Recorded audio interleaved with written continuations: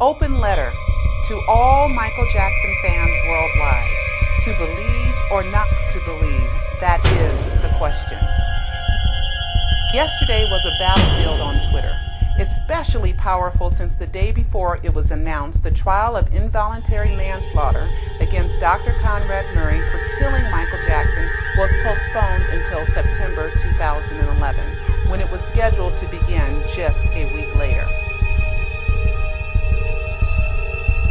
After tweets calmed down, it felt as though an 18-hour bout had rested only to be rejuvenated for more rematches and other showdowns because nothing was solved or answered, only empty denials, name-calling, and mudslinging.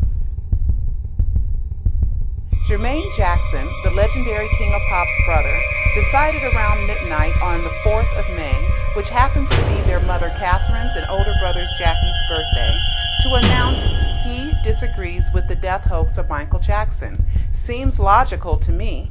After all, Jermaine is the one that made the announcement at UCLA on June 25, 2009 that Michael Jackson had died.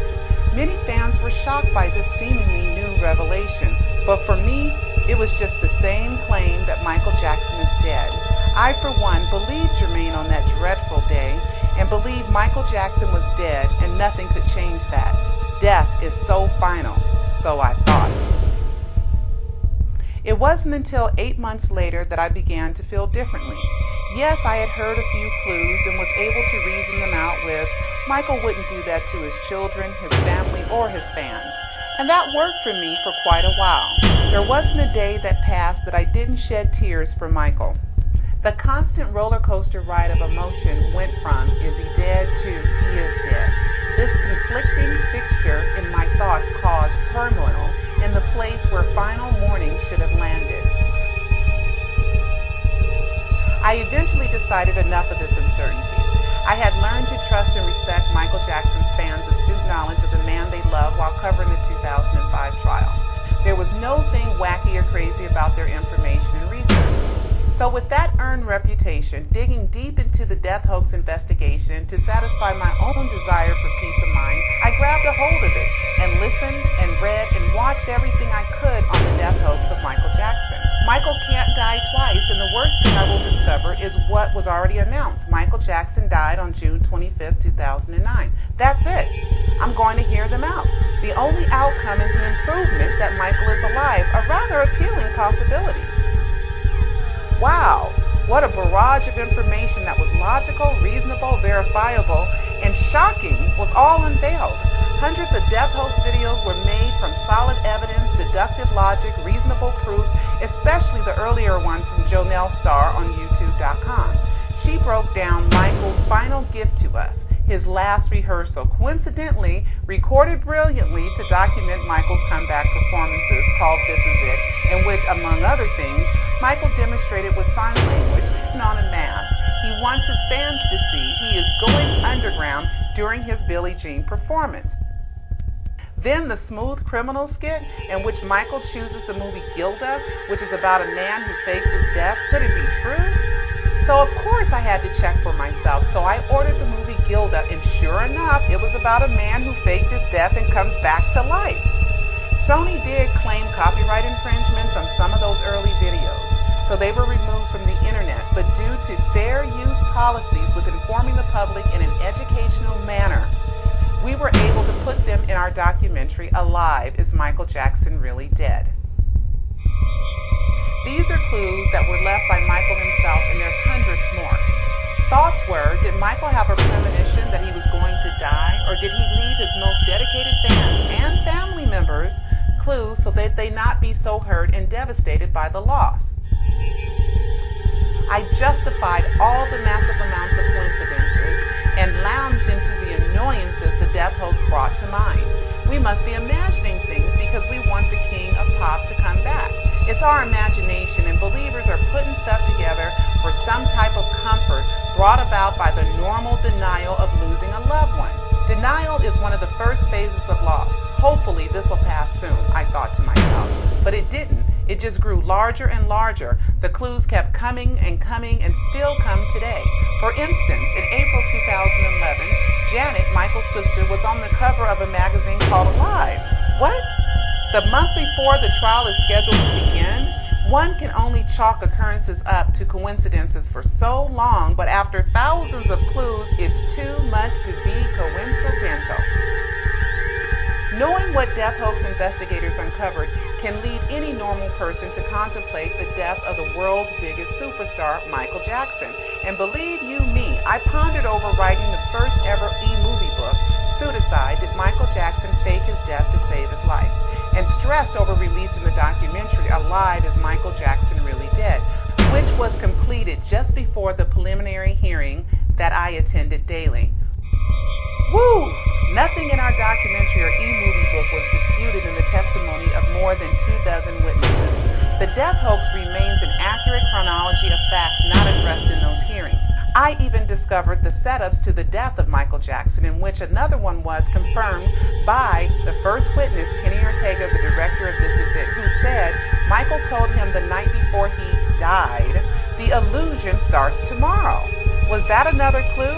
It's as if there are two completely different sides to this saga, with the most basic similarity being Michael Jackson is not with us.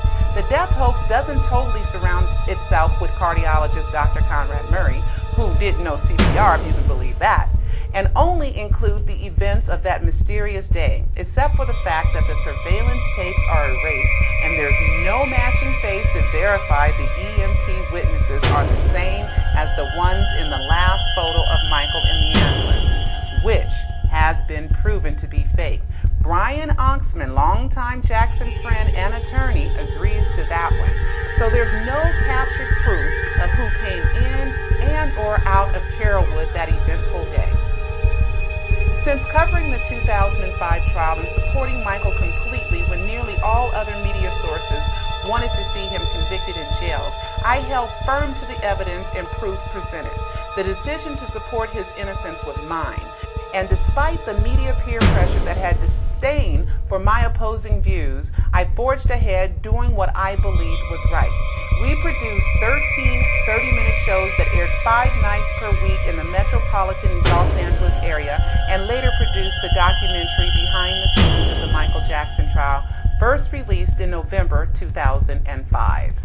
Our company, Elbow Grease Productions, is a self-funding, completely independent media company that specializes in activism via the media.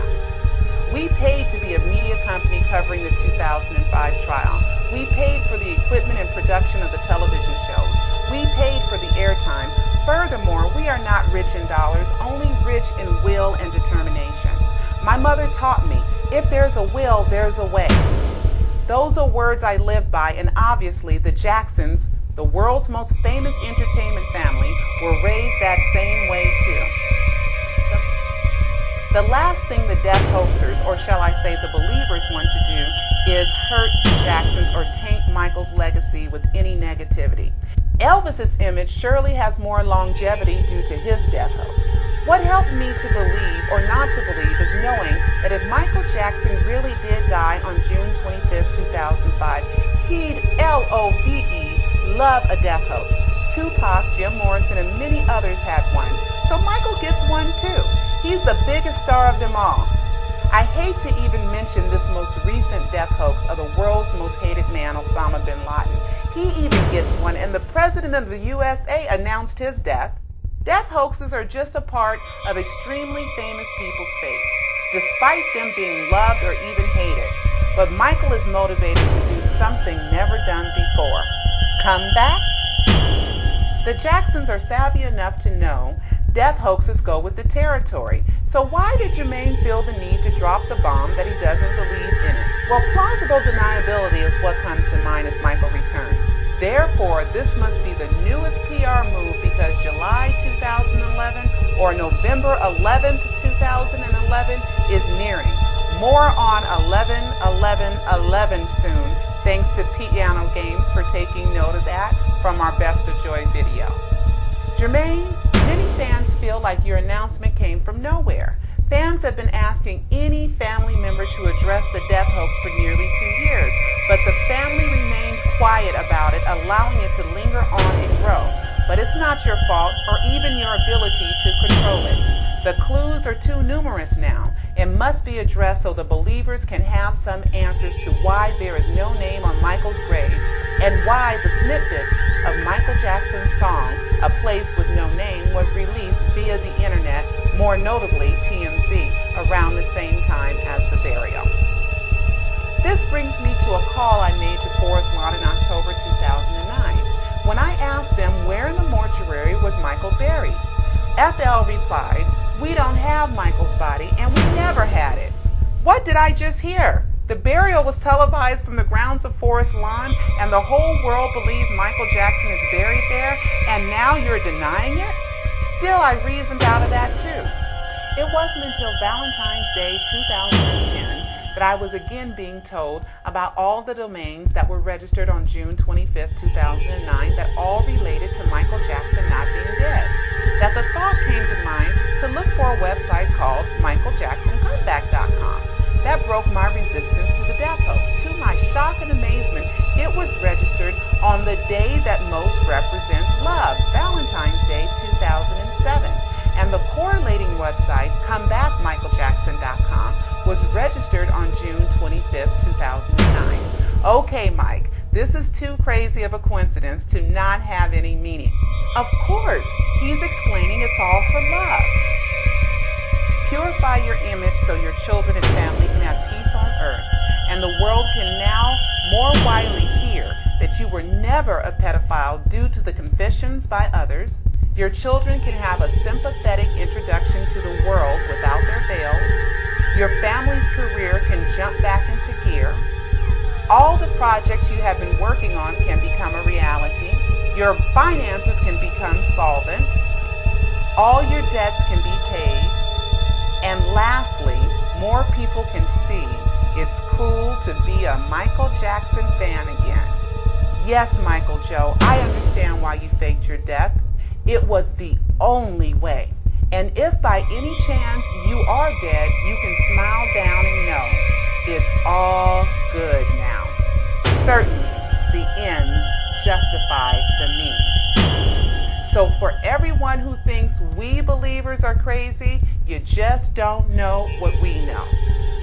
www.michaeljacksoninsider.com, www.michaeljacksonpseudocide.com. P.S. I'm really not mad because just today I discovered another wild coincidence / clue that will blow your mind. New video coming soon. Pseudocide. Did Michael Jackson fake his death to save his life? Millions believed Elvis did it, but did Michael Jackson really do it? Fake his death. Alive. Is Michael Jackson really dead?